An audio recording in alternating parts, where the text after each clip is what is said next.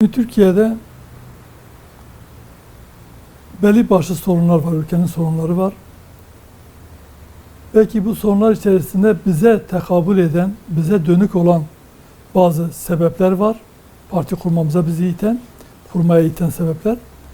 Bir de ülkenin gidişatı, siyasi gidişatında gördüğümüz yanlış uygulamalar sebebiyle biz bu hem bize özel hem de genel sebeplerden dolayı parti kurmaya karar verdik. Bize özel olan, bize bakan yönüyle baktığımızda malumunuz ben Hüdapar'ın kurucu genel başkanı olmadan önce Mustafa Der'in genel başkanıydım. Ve birçok faaliyetimizi Türkiye'de belli bir boşluğu doldurmak, halkın temel sorun ve sıkıntılarına eğilmek için dernek faaliyeti yapıyorduk. Hem ekonomik olarak sorunlarını gideriyorduk, hem toplumdaki mevcut tıkanmışlıklara çözüm bulmaya çalışıyorduk. Böylece bozulan dengeleri bir partiden de dernek düzeyinde, dernek faaliyetleriyle topluma yardımcı olmaya çalışıyorduk. Toplumdaki sorun ve sıkıntıları giderme noktasında bir faaliyetimiz vardı. Tabii bundan rahatsız oldular. Ve derneğimizi haksız yere kapattılar. Ve biz derneğimizin şiarı olan 3 temel kıstasımız vardı o zaman. Fakirlikle mücadele, cehaletle mücadele ve ihtilaflarla mücadele. Bunları toplumu geri bırakan 3 unsur olduğundan bunların izalesi için uğraşı veriyorduk. Ve dernek çalışması yaparken Türkiye'nin birçok ilinde, 20 küsur ilinde şubelerimiz vardı. Yani birçok siyasi partiden daha fazla etkinliğimiz, daha fazla çalışmamız ve teşkilatlamamız vardı. Bu da işte bize muhalif olan, çalışmamızı istemeyen, bizi illegalize etmek isteyen, marjinal hale getirmek isteyen kişi ve gruplar, diyelim devlet içinde çöreklenmiş ve dışındaki bir kısım çevrelerce faaliyetlerimiz engellenmek istendi ve nihayeten derneğimizi kapatarak böylece önümüz kesildi. Bize yapmış olduğumuz istişarelerde artık siyasi bir oluşuma da gitmesi gerektiği kararını aldık. Çünkü birçok partiden daha fazla hem siyasi alanda demeçlerimiz, açıklamamız, faaliyetlerimiz vardı. Basın açıklamalarıyla, yapmış olduğumuz mitinglerle özellikle hem ülke içi hem ülke dışındaki sorun ve sıkıntılara yönelik olarak yapmış olduğumuz büyük mitingler var. Basın açıklamalarımız var. Yani bir partiden daha aktiftik. Ama bir siyasi temsiliyetimiz yok. Bizi gerçek manada temsil edebilecek olan, Hüdapar'ın şu anki misyonunu yerine getirebilecek olan, ilkesel bazda bizimle aynı düşünce olan bir parti olmadığı için ve bizim dile getirdiğimiz sorunları da mevcut hiçbir partinin dile getiremeyeceğini, sorunlara o cesaretle, bizim sahiplendiğimiz cesaretle sahiplenebilecek olan bir siyasi yapıyı da görmediğimizden dolayı biz o boşluğu doldurmak için ve siyasi temsiliyetimizi de kendi elimizle temsil edebilmek için kitlemizi, tabanımızı ve halkı mevcut siyasi partilerden memnun olmayan, memnun kalmayan, beğenmeyen, onların tamamen onlardan farklı da düşünen kişileri de temsil edebilecek olan bir partiye ihtiyacı vardı. Siyasi temsiliyet ihtiyacı vardı. Ve Hüdapar bu boşluğu doldurmak için kuruldu. Mesela biz o dönemde parti kurmaya iten sebeplerin başında halkımızın inancını tam anlamıyla yaşayamaması sorunu vardı. Kürt kimliğinin ülkenin 25 milyonunu ihtiva eden bir kavmin, bir halkın dilinin, kimliğinin, kültürünün inkar edilmesi o günde vardı, bugün de var.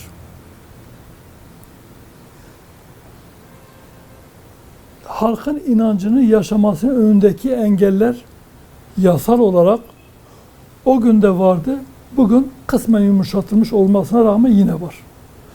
En basitinden mesela tesettürün güvence altına alınmasını istiyoruz parti olarak. Anayasal güvence alınmasını istiyoruz. Ve bu maalesef tüm uğraşlarımıza rağmen anayasal güvence altında değil. Hatta laiklik ilkesi anayasada olduğu müddetçe de Türkiye'de Müslümanların inanç özgürlüğü tam olarak sağlanamaz. Ancak bu şekil idari geçici çözümlerle, yönetmeliklerle bu iş çözülmüş gibi gösterilebilir. Aslında çözülmemiş, sadece sorunlar halının altına süpürülmüştür. Kürt meselesinde de yine bakacak Kürt kimliğinin tanınması, kültürü aynı şekilde. Evet, bugün bazı siyasiler Kürt kökenli vatandaştan bahsediyor. Ama sadece bu kadar. Kürt'ün dili, kültürü, eğitimi, kendi dili eğitim yapabilmesi, bunlar yasal hiçbir güvencesi yok. Evet, bazı televizyon kanalları var. Ama yasal güvencesi yok, dayanağı yok. Ya da yaşayan diller ismi altında okullarda Kürtçe çocuklara Kürt dili eğitimi verilebilir. Ama Kürtçe öğretmen ataması yapılmadığı için öğretmen yokluğundan o sınıflar da açılamıyor. Talep olmasına rağmen olduğu halde sınıf açılamıyor, öğretmen yok. Bunlar dikkat edin, direktmen Kürt dilini, Kürt varlığını, kimliğini tanıyan düzenlemeler değil. Yaşayan diller diye geçiyor. Bunun içine Süryani de giriyor. Bunun içerisinde kaybolmamış ama halen az sayıda kişinin konuştuğu diller de girebilir.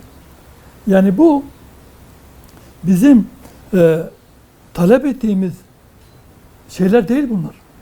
Biz Kürt kimliğinin anayasal güvenceye alınmasını, Kürtlerin tanınmasını, Kürtçenin resmi dil olmasını, Türkçe gibi bir Türk'ün sahip olduğu bütün haklara nasıl bir Türk kimliğiyle o haklara sahip ise bir Kürt de Kürt kimliğiyle aynı haklara sahip olmalıdır. Maalesef bunu bu açıklıkta Hüdapar dışında hiçbir parti programını almış değil. Parti programımızda da belirtmişiz. Kürtçenin resmi dil olması ve Kürt kimliğinin anayasal güvenceye bağlanmasını istemişiz. Belki bu sorunun çözümü noktasında bir irade gerekiyor. İktidara sahip olanların ortaya ciddi bir irade göstermesi gerekiyor. Şu an Hüdapar'ın anlayışına göre sorunların temel kaynağı anayasadır. 12 Eylül Junta Anayasası. Bu anayasa ilk düğmesi yanlış iliklenen gömlek gibidir. Anayasayı düzeltmeden ülkede hiçbir sorun değişmez. Hiçbir sorun da ciddi manada çözülemez. Ancak pansuman tedbirlerle yapılabilir. İdari bazı düzenlemelerle iyileştirme yapılabilir. Ama ciddi bir reform, ciddi bir değişiklik bekleyemezsiniz. Onun için anayasa kaynaklıdır ve Hüdapar'ın anayasaya ilişkin önerileri hem parti programında belirtmişiz hem de zaman zaman dile getiriyoruz. Evet, bu bir an önce bu ülkede yeni bir anayasa yapılması lazım. Ve bu yeni anayasada vatandaşlık tanımı değişmesi lazım. Bu yeni anayasanın ideoloji barındırmaması lazım. Memlekette işsizlik varsa yine adaletle bağlantılıdır. Fakirlik varsa adil paylaşımın olmamasıyla bağlantılıdır. Yoksulluk, adaletsizlik, işkence, zulüm, ötekileştirme, düşmanlaştırma, kamplaşma varsa kökeni anarşinin, terörün de kökeni budur. Baktığımızda ülkede bir sorun var ki, bir adalet sorunu var ki bunca memnuniyetsizler grubu ortaya çıkıyor ve nihayetinde de iç karışıklığa dahi sebep olabiliyor.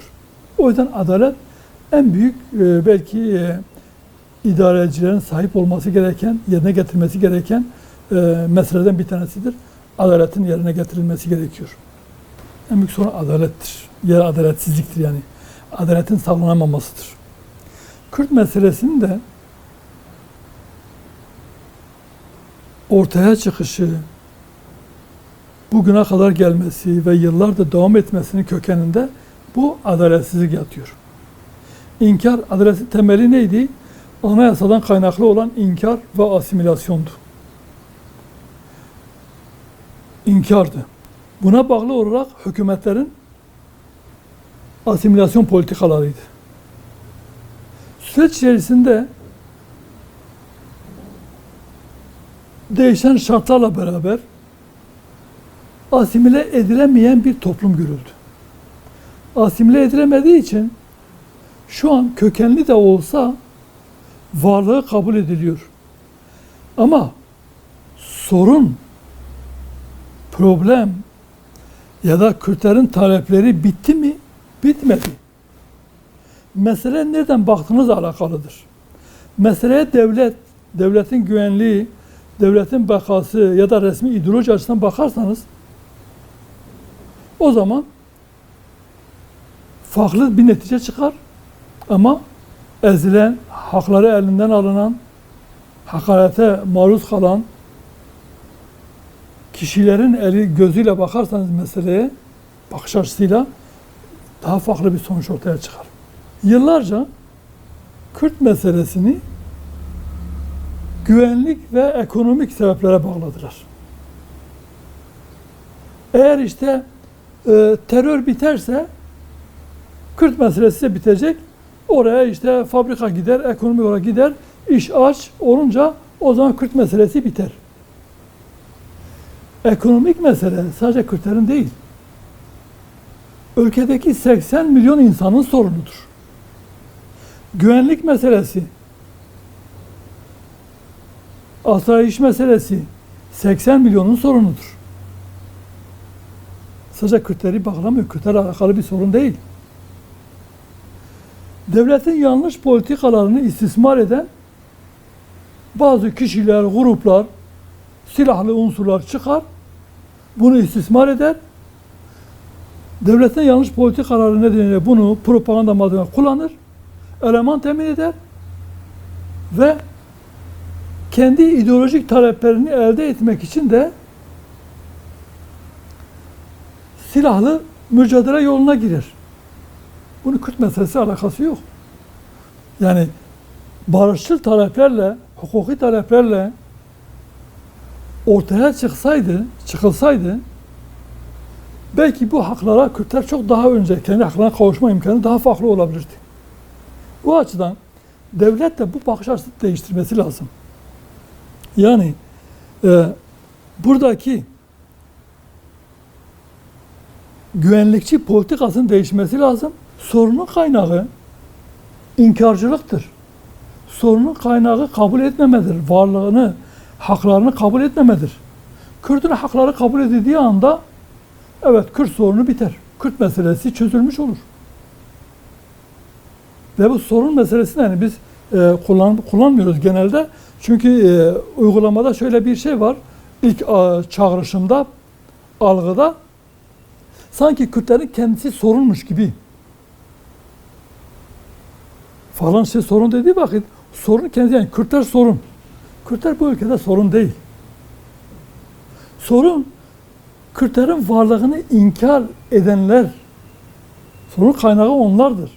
Bunun için biz bu yanlış algılama olmasın diye Kürt meselesi diyoruz. Vatandaşlık tanımının geliştirilmesi lazım.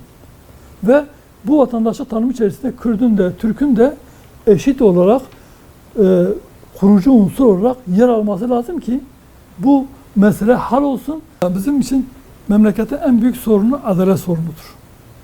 Adaletin sağlanamaması sorunudur. Adalet olursa her şey düzelir. Yani ama adalet de kimin için adalet? İnsan için adalet.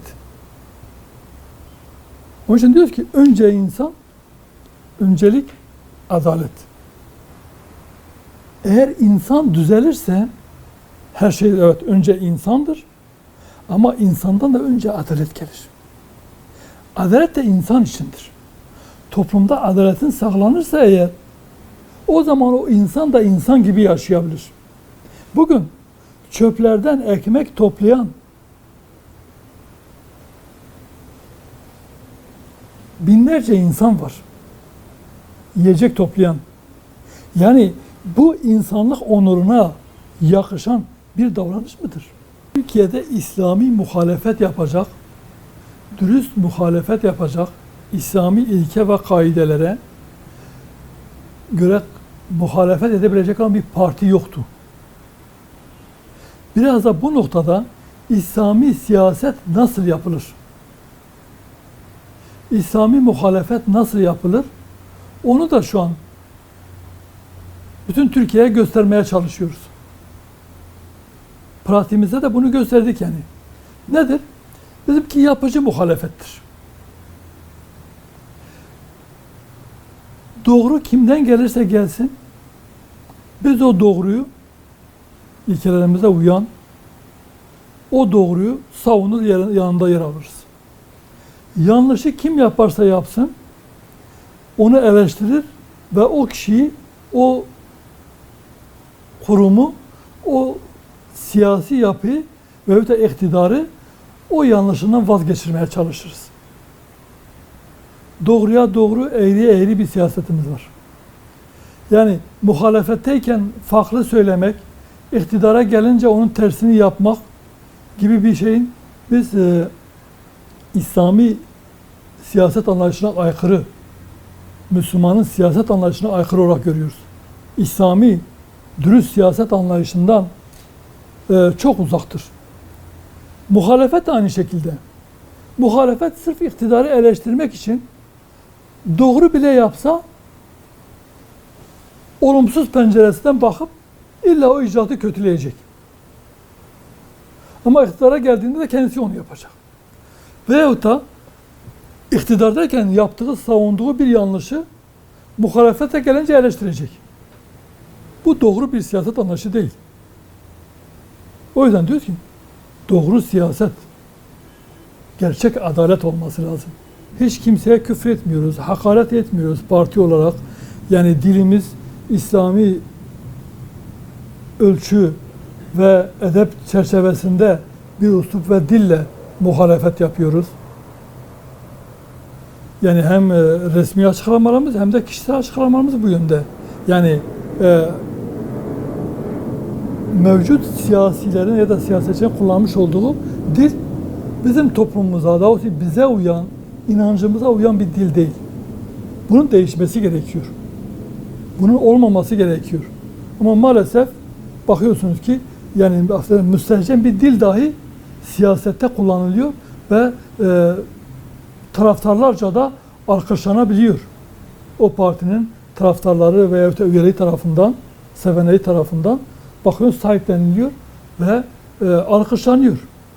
Muhalif basın, medya, çevreler kendileri gibi Hüdapar'ın da argo bir dil kullanmasını, kirli bir dil kullanmasını, hatta İslami referanslı bir siyaset yerine, ölçülü bir siyaset yerine Machiavellist bir anlayışla kendileri gibi iktidara saldırmamızı bekledikleri için Hüdapar da bunu yapmıyor. Doğruya doğru, yanlışa yanlış diyor. Onlar çıkarmıyor ve tabii yer vermiyor. İktidar da, iktidar medyası da onlar da kendi yaptığı yanlışları savunan siyasetçi tipi istiyorlar. Yanlışlarına dahi sahip çıkacak ve yanlışlarını dile getirmeyen bir duruş istedikleri için Hüdapar onu da yapmıyor. Dolayısıyla iktidara yakın TV kanallarına veyahut da medyaya demeç verildiğinde orada iktidarı da eleştiriyoruz. Hüdapar'ın çözüm önerileri inancından kaynaklı olan çözüm önerileridir. Toplumun ahlak ve inanç yapısını korumaya yöneliktir.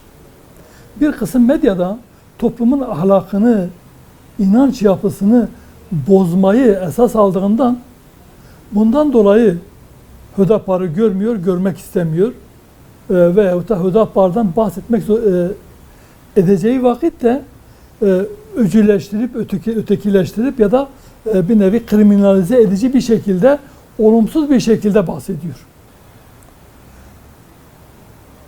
17 Aralık 2012'de kuruluş dilekçemizi verdik. 19'unda siyasi parti olarak belgemizi aldık. Türkiye'nin 73. o dönemde 73. partisi olarak kurulduk. Ve o günden bugüne çalışmaya devam ediyor. Seçimlere girdik.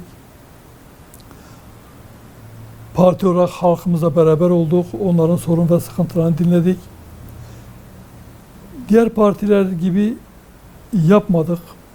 Genellikle, genel itibariyle her zaman yanlarında olduk. Sadece seçime değil, sadece sevinçli gününde de değil, hüznünde de yanında olduk. Sorun ve sıkıntısı olduğunda gidermeye çalıştık. Partimizin gücü nispetinde çözüm bulmaya çalıştık. Ve geldiğimiz süreçte Hüdapar, Türkiye'de mevcut siyaset içerisinde farklı bir siyasi parti ve farklı bir siyaset, kendine özgün siyaset yürüten bir parti. Halkın içinden çıkmış, inanç değerlerini muhafaza eden, toplumun inanç değerlerine uygun bir şekilde yaşamasını talep eden, ahlaklı, dürüst bir nesil, dindar bir nesil için çalışan ve parti programına da inancından aldığı düsturla inancının 5 temel esasını derc eden bir partidir. Ve bu 5 temel esası muhafaza etmeye çalışıyoruz. Can emniyeti, mal emniyeti, din emniyeti, akıl emniyeti ve nesil emniyeti. Sistemin de buna göre dizayn edilmesini ve bu 5 emniyeti sağlaması için elimizden geleni yapıyoruz. İktidarı da bu yönde gerekirse zaman zaman uyarıyoruz ve yapılan yanlışlardan vazgeçirmeye çalışıyoruz. Hüdapar bir boşluğu dolduruyor ülke siyasetinde ama gerek parti programındaki dile getirdiği hususlar, gerekse misyonu itibariyle gerekli olan belki o teveccühü şu an yakalayabilmiş değiliz. Hüdapar'ın gerçek manada parti programını, düşüncelerinin tanınması halkımızın teveccühüne ve onu meclise ve iktidara taşımasına bağlı. Kendi üyelerimize de bu münasebetle şunu istiyoruz. Evet, halkımız bir kısmı belki bizi yanlış tanıyor. Yanlış tanıtmış olabilirler.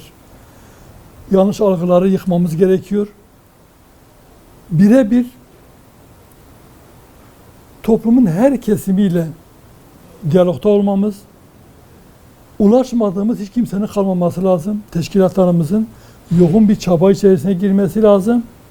Şu anki mevcut oy oranımız, biz inanıyoruz ki bizim gerçek toplumdaki gerçek karşılığımız değil. Nereden biliyoruz? Şuradan biliyoruz. Yapılan bazı anketlerde biliyoruz. mevcut öne çıkan bazı partilere oy verenlere sorulan iki soru. Eğer mevcut parti, oy verdiğiniz parti olmazsa ikinci parti olarak hangi partiye oy verirsiniz dendiğinde genellikle Hüdapar ismi öne çıkıyor. Bu açıdan üyelerimizin, teşkilatlarımızın da bu noktada iyi bir çalışma içerisine girip Hüdapar'ı birinci tercih haline getirmesi lazım. Bu vatandaşlarımızın, bu seçmenlerimizin, halkımızın ikinci değil, birinci tercih konumuna getirmesi lazım.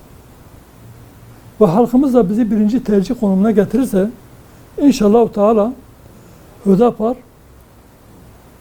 birçok sorunlarını çözecek. Belki memleketin gidişatına damga vuracak, iz bırakacak büyük değişimler, büyük değişiklikler yapacaktır.